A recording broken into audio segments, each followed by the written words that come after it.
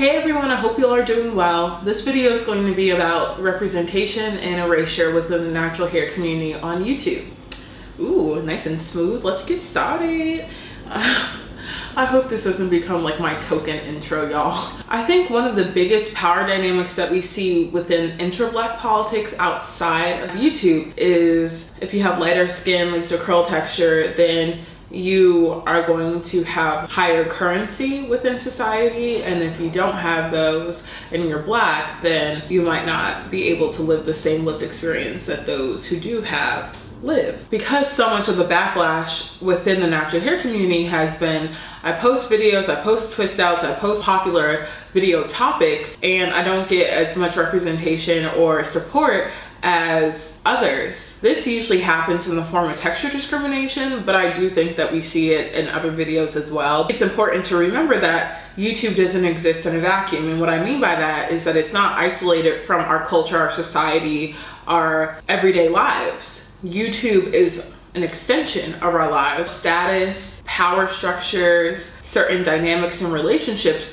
translate over to YouTube. That's why I think that this is such an interesting platform to be observing interpersonal relationships and intra-Black politics, because I do think that what it does is reflect how we see ourselves in everyday society and everyday life. Who gets to have a voice? Who gets supported? Who gets watched and who doesn't? I think that this is kind of like the foundation of the conversation between representation and erasure, just because we do know that there are certain YouTubers out there who get tons of supports, tons of views and shares and likes, and these are some of the affordances of YouTube. These are all ways in which active participation actually works as a form of support for the actual content creator. In what ways are our everyday life power dynamics translating and transferring into YouTube? And so we know that in everyday life, there are people who are able to speak freely and speak honestly and speak boldly without many consequences.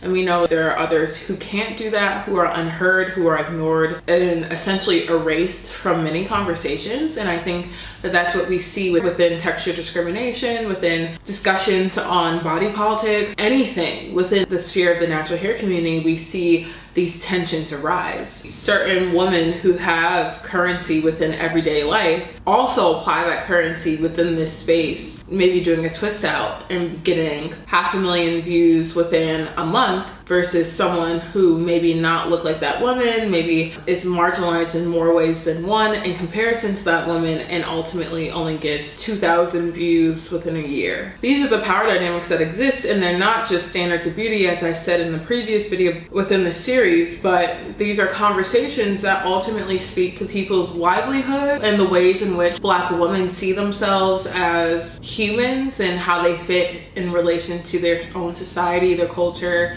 and different spaces that they exist in. Black feminist thought comes out of a subjugation and oppression and marginalization of the identity of the Black woman.